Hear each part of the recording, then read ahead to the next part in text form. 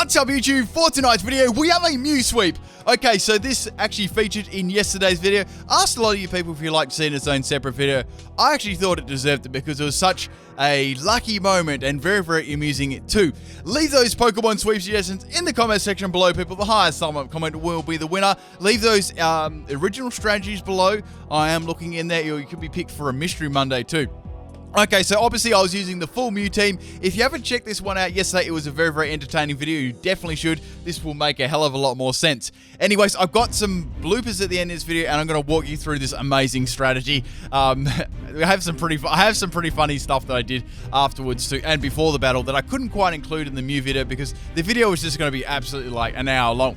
Anyway, so getting onto this amazing battle, we have Arceus lead here. I'm using my shiny Mew with Metronome. So all this had was Metronome. Now, as I said, I was using 6 Mew and I was getting set up on by an Arceus. As soon as I seen Tall Ants, I'm like, oh crap, this is not going to be very good. I was actually hoping to get maybe like Explosion or something along those lines to get rid of the thing. I get Crush Claw, which wasn't too bad actually. I got a defense drop.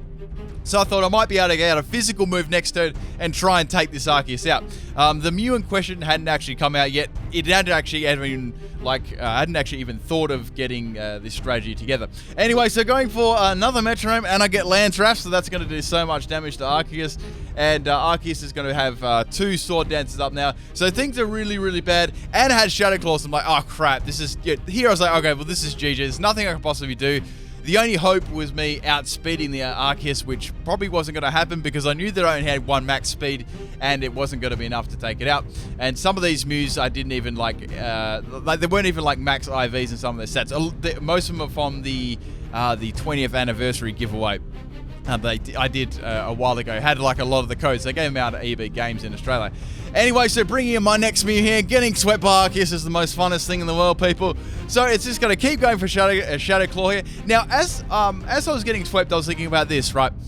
I've got one strategy on my team which may work, but it was very, very, it was extremely situational, right? And I wasn't even thinking about it as this Z move was happening, I was kind of laughing because I was using a Z move.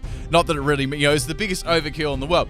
So as you know, the Mew had only one move, which was Transform, and it had Quick Claw as its item. So that was the only stuff that had. It had max EVs in health because that always helps when you're transforming. The only stat that rolls over is your health, if you weren't aware of that one. Anyways, so I'm going to get wrecked by Arceus there, smashing into my, that was my 4th Mew down. So I was thinking, 2 things need to happen, right?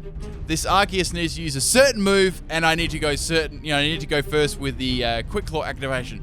If those 2 things happen, I'm not going to get 6-0'd. If they don't, I'm going to get 6-0'd and probably put it in the bloopers anyway. Alright guys, hope you enjoy this one. I know you've already seen it.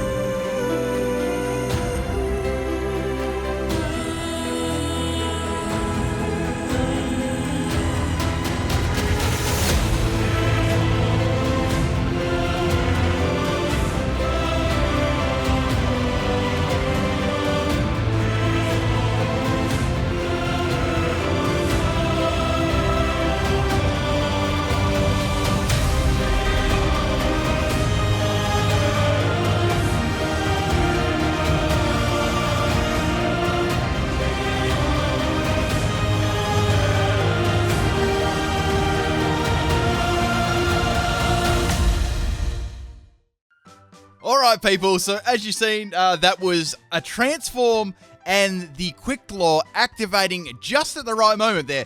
Because if you didn't see what was happening right, since it activated before the Arceus attack, I was able to not have any damage from the Shadow Claw roll, which actually made me into a normal type Pokemon. And then I just swept the whole team with Arceus. So the chances of that happening were very, very slim. Like both those things had to happen.